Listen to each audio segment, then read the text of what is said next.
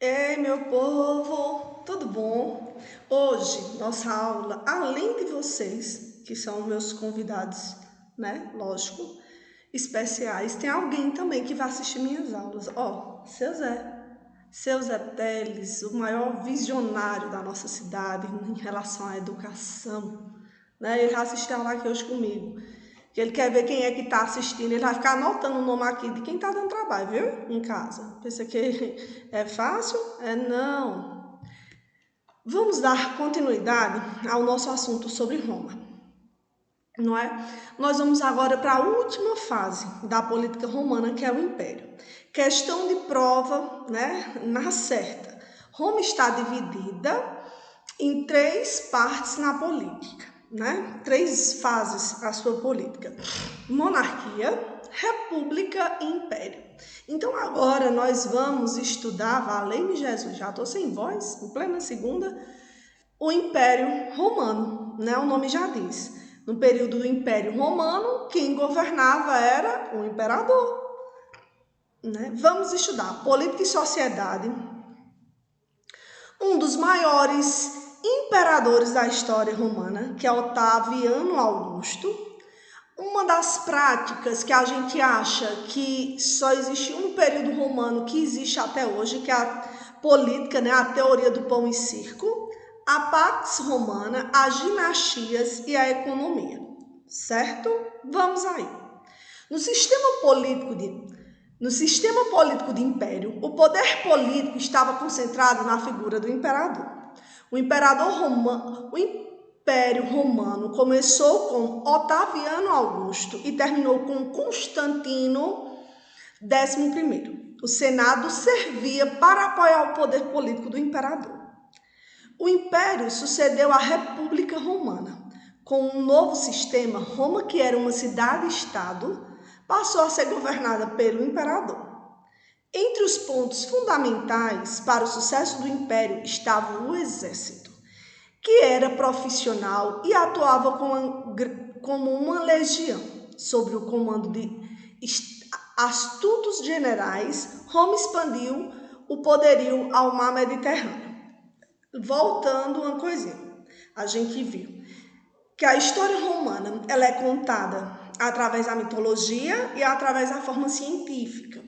A mitologia fala que foram os irmãos Rômulo e Remo que fundaram a cidade de Roma, não é? Eles foram amamentados por uma loba. A visão científica, né, dos arqueólogos, paleontólogos e etc., já pesquisaram, fala que Roma foi fundada a partir dos latinos, de vários grupos, mas os principais são os latinos. A gente viu que a base romana era urbana, urbanização. Eles já tinham aquedutos, que era sistema de canalização de água. Eles também, tipo assim, lembra aí, seu Zé Teles? Né? A professora tá ficando meio gaga, tão jovem, 15 anos, hein? Não é não, Zé? Aí Roma já era super desenvolvida. Na política, que é uma questão que nunca mais pode esquecer na vida, eles eram divididos em três partes. Monarquia, o rei, que o primeiro rei foi Rômulo. República, que diz coisa do povo, onde o povo participa, que uma das coisas mais importantes da república foi o quê, né, Zé? Foi a questão de os plebeus conseguirem vários direitos que eles não tinham. E nós agora o império, né? Então, vamos continuar. O primeiro imperador romano, Otaviano Augusto, ou Otávio Augusto, foi o primeiro imperador romano e pertenceu à dinastia Júlio-Claudiana.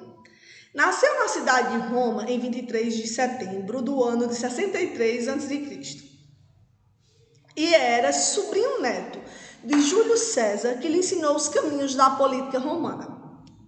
Uma das maiores características que a gente observa na política mundial, que geralmente elas são hereditárias, né? Pode ver que é uma mesma família dando círculos, né, em continuidade na política. Então, Otávio Augusto era sobrinho neto de Júlio César, né?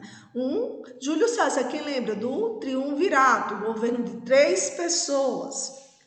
Na economia, estimulou a agricultura e saneou as finanças de Roma e da Península Itálica. Também dividiu a capital imperial em 14 províncias, para facilitar a cobrança de impostos e do censo militar. Igualmente, cobriu as construções romanas de mármore, a fim de aumentar o esplendor do capital, né? Então, primeiro imperador, Otávio Augusto, certo? Ou Otaviano Augusto.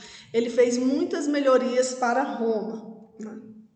Só que uma das teorias que é primordial nesse período imperial, o primeiro imperador, né, que é Otávio Augusto, é uma teoria chamada pão e circo, né? Eu até costumo falar para vocês, né, meus queridos alunos, né, Zé, que essa teoria pão e circo ela é muito fácil. Pão, alimento, circo, diversão. O imperador, um cara extremamente inteligente, ele vai praticar uma coisa, viu? Preste atenção, Jamile, que até hoje os nossos governos praticam, que começou em Roma. Então eu vou ler, certo? Depois Tia explica. Na política do pão e circo, o Estado romano distribuía gratuitamente ou a preços baixos o trigo e entretinha a população com atividades de lazer gratuita. A alimentação da população pobre de Roma era precária, composta de pão de má qualidade e azeite, e eram de difícil aquisição. Enquanto isso, as classes mais ricas realizavam grandes banquetes. Pobre sofre desde sempre. Com a distribuição gratuita de cereais, os governantes romanos pretendiam conter as revoltas que aconteciam por esse motivo. A distribuição dos cereais ocorria mensalmente no Pontífice de Minicius. Especialmente no tempo do Império, os governantes construíram enormes arenas onde eram realizados espetáculos sangrentos, como os combates entre gladiadores, animais ferozes, bigas, quadrigas, acrobacias, espetáculos com palhaços, artistas de teatro, corrida de cavalo, dentre outros. Dentre as diversões preferidas dos romanos estavam as corridas. Oh meu Deus, a pessoa ser famosa é outra coisa. Depois eu atendo, peste. Dentre as divisões preferidas dos romanos estavam as corridas de carro puxado por cavalos, que eram bicas ou quadrigas, e as manobras militares, corridas de pedestre e as lutas dos gladiadores.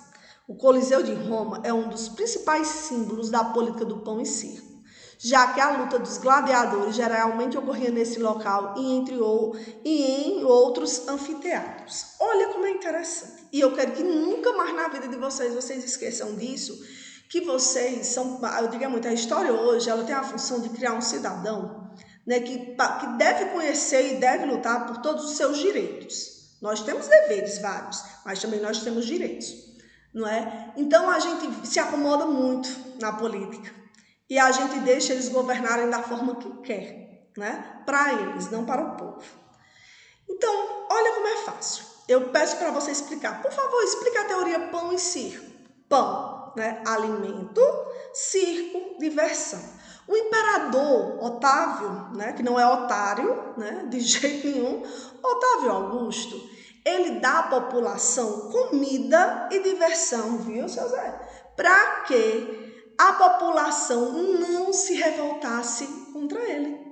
A mesma coisa que posso chamar palavrão, né, os lindos políticos nossos hoje praticam. Eles dão comida e diversão à população para que a população se acalme, né, e não vá reivindicar os seus verdadeiros direitos.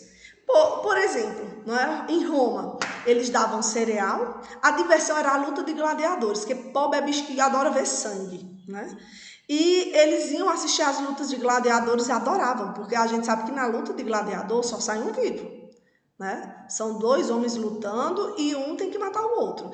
Cara, e eles ficavam lá torcendo. Aí na hora que um gladiador derrubava o outro, né, para executar, aí ele perguntava para a população, vivo ou morto? E a negada, ei, tu sabe que pobre é bicho acanhado, né? Ei, lá e matava. Então, se você observar, é uma teoria praticada pela nossa política hoje a nível não só nacional, mas mundial, onde os nossos políticos, representantes do povo, eles comem um pão, não é? E as migalhas ficam para a população, e a gente se contenta, infelizmente, com essas pequenas migalhas, que não era para a gente se contentar com isso, não é? A gente acha que um político fez uma coisa, o bichinho é bom. Não, ele não é bom não, cara. Ele é pago para isso, com o nosso dinheiro para isso, para lutar por melhorias para o povo que o elegeu, né? Aí o menino, tia, tu devia ser vereadora, prefeito, morria na segunda semana. Não dava não para mim essas curvas não.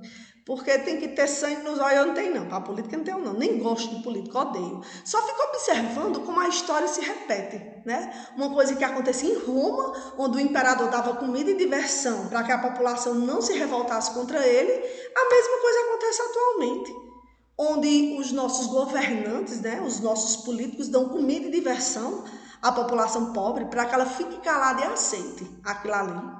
Porque, minha gente, eu queria muito que um prefeito, um governador, um vereador, o que fosse em cargo político, ele recebesse um salário mínimo, sem mais nada, para mim ver quem queria ir para a política. Porque é dinheiro, muito dinheiro, e esse dinheiro é todinho de quem? Nosso, do povo que paga imposto. Não é? Então eles não estão fazendo caridade, não. Eles estão exercendo, né, a profissão, né, que se tornou, política se tornou uma profissão, que é cuidar do povo, que é lutar pelos direitos do povo. Então, nunca mais esqueça isso. Pão e circo, comida e diversão, que o imperador romano dava à população pobre para que ela não se revoltasse. A mesma coisa acontece hoje, né? Infelizmente. Pax Romana, viu? Pax era como eles chamavam paz, período de paz. Então preste atenção aí. A Pax Romana foi uma época da história romana marcada por uma aparente paz e prosperidade durante a transição do Império Republicano para o período imperial, que trouxe a estabilidade ao Império Romano e garantiu a autoridade de Roma sobre suas províncias. A expressão Pax Romana é originária do idioma oficial do Império Romano, o latim, e significa paz romana. A política da paz romana foi aplicada em todo o Império. Essa política foi iniciada com a coroação de Augusto César em 27 anos antes de Cristo, evento que encerrou com o período da República Romana. Tia, o que foi a Pax Romana? Foi um período de paz e prosperidade em Roma. Não teve muitas guerras, não teve muita morte. E assim, se é um período de paz, ele vai crescer, vai prosperar, não é? Então só precisa saber isso. Pax Romana, período de paz e prosperidade em Roma. As principais preocupações da Pax Romana era afastar a ameaça de rebeliões provinciais e, ao mesmo tempo, manter essas regiões economicamente produtivas. Assim, uma das ferramentas utilizadas por Roma foi promover a aculturação destes locais, também conhecido como romanização. Cara, tipo assim, lembra que Roma saiu, né, um dos maiores exércitos da história da antiguidade é o exército romano. E eles não saíam, cara, conquistando, né? Presta atenção, seus adeptos. Eles saíam conquistando território. E aquela região que ele conquistava, não é? Ele ia lá e repassava a cultura romana. Então, essa aculturação era repassar a cultura romana para esses povos conquistados. É difícil, Davidson? É nada, uma professora boa dessa também, meu filho. Você não acha em toda esquina ainda? Essa aculturação tinha como objetivo desenvolver os valores culturais de Roma nas províncias mais distantes. Tia, que diabo é província? Cidade, meu filho, povos que eles foram conquistando, viu, Maísa? De forma a diminuir as diferenças culturais existentes. Para tanto, era importante, por exemplo, a transmissão do idioma oficial, que era o latim, e os valores religiosos do Império Romano. Então, vamos resumir essa parte. Pax Romana, período de paz e prosperidade em Roma, onde eles começaram as regiões que eles conquistavam, as cidades, as províncias, eles passaram a praticar a aculturação, que era o quê? Repassar a cultura romana, o nome já diz, é culturação, cultura. Repassar a cultura romana. Além da transmissão dos valores culturais romanos, era indispensável, a partir de ações político-administrativas, garantir o desenvolvimento dos locais conquistados. Assim, foram tomadas decisões que traziam crescimento econômico para as províncias, o que garantia sua satisfação com a autoridade romana. Algumas dessas medidas romanas de destaque foram a construção de estradas e aquedutos, em melhoria no plantio agrícola. Quer dizer, aquelas regiões que eles saíam conquistando, eles também levavam um progresso, né? Eles construíam estradas, aquedutos, mas essas regiões que eles conquistavam, certo? Eles tinham que pagar impostos para os romanos. Por fim, não somente a transmissão da cultura romana e o desenvolvimento econômico garantiam a lealdade de determinadas províncias. Em alguns casos, o Império Romano usou da coação para manter o controle e, para isso, contou novamente com as legiões romanas. Legiões é o exército romano, que também cumpriam essa função de dominar utilizando a força. Quer dizer, tinha em todas as regiões, em todas as regiões que os romanos conquistavam, as províncias, as cidades, foi de forma pacífica essa relação? Não. Teve regiões teve cidade que não queriam colaborar com os romanos. Então, se você não vai para o bem, você vai na porrada, né? Eles passaram a quê?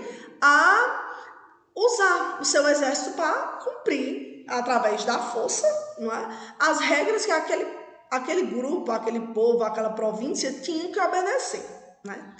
Principais características do período imperial, essencialmente comercial. Eles praticavam a agricultura, sim, claro, né? Só que uma coisa que eu quero que vocês nunca mais esqueçam. A principal palavra-chave para Roma se chama urbanização. Eles já tinham uma cidade altamente urbanizada, com aquedutos, com comércio, com templos, com estradas, né? Calçadas. Olha aí como eram, né? Não eram civilizações arcaicas, não. Eram muito desenvolvidas para a sua época. Escravizavam os povos conquistados, a gente sabe. Isso eu já expliquei umas 372 vezes a vocês. Eu, tia Regiane, guerriei com... Deixa eu ver quem faz bem muita raiva para mim, vários. Brincando. Eu, tia Regiane, guerriei com Luan. Pá. Luan conseguiu. Eu, tia Regiane e o meu povo se tornaria escravos de Luan, porque ele conseguiu, né? Roma tinha o controle das províncias era feito por Roma, província, as cidades, tudo bem. Eles eram politeístas. Quem lembra o que era politeísta? Acreditava em vários deuses. E eu até falei, eles eram tão invejosos que eles passaram a copiar muita coisa que veio de onde? Da Grécia. Então, a Grécia, eles eram politeístas, os romanos também, né? O governo tinha cargo vitalício. Tia, que diabo de nome é esse, né? Vitalício é que o imperador, ele ficava no poder até morrer, certo? Então, vitalício é isso. Quando você diz, é que uma pessoa vai estar no poder até bater a bota. A expansão era obtida por conquistas ou golpes militares. Lembra? A legião, o exército romano, saía dominando e tomando tudo. Os cabas eram arretados. né? Dinastias. Tia, a senhora está tão complicada hoje. Que diabo de nome é dinastias? Dinastias foram os governos dos imperadores. Só que eu vou dizer uma coisinha a você. Precisa aprender isso. Não. Eu tenho que falar, lógico, né? Manda quem pode e obedece quem tem o juiz certo. Mesmo não tendo o juízo certo, eu tento obedecer. Então foram 4 principais dinastias que não caem em prova. É porque a apostila fala e eu tenho que falar. A dinastia Júlio-Claudiana, a dinastia dos Flávios, a dinastia dos Antoninos e a dinastia dos Severos. Pronto, né? Economia. Todas as províncias romanas eram interligadas por um vasto conjunto de estradas e rotas marítimas e fluviais. Os romanos aproveitaram inúmeras estruturas que existiam anteriormente à realização da conquista. Por todas as rotas e províncias, viajantes e comerciantes circulavam, alimentando feiras, entrepostos comerciais e especialmente abastecendo as principais cidades do império. A riqueza do Império Romano advinha não apenas do comércio, mas dos impostos que recebiam de todas as províncias. Esses impostos, de maneira geral, eram pagos em forma de produtos ou em dinheiro, chamados de denário, né? O dinheiro romano era a moeda oficial usada por todo o vasto Império Romano. Então, a base da economia romana era comércio, porque ela era urbana, né, Zé? E o que acontece? A gente viu também que eles praticavam a agricultura, mas outra coisa também era primordial para o desenvolvimento romano, que era o pagamento dos impostos. Daquelas cidades que Roma conquistou, elas tinham que pagar impostos. E o dinheiro que prevalecia, que era chamado não real, né, que é o nosso, era o denário, o dinheiro romano. Cara, ó, acabou a aula, que pena. Por mim, eu ficava 72 horas dando aula a vocês, né? Mas eu não posso, porque eu preciso repousar. Então, um cheiro. Próxima aula, nós vamos finalizar o Império Romano, certo? Bye, bye.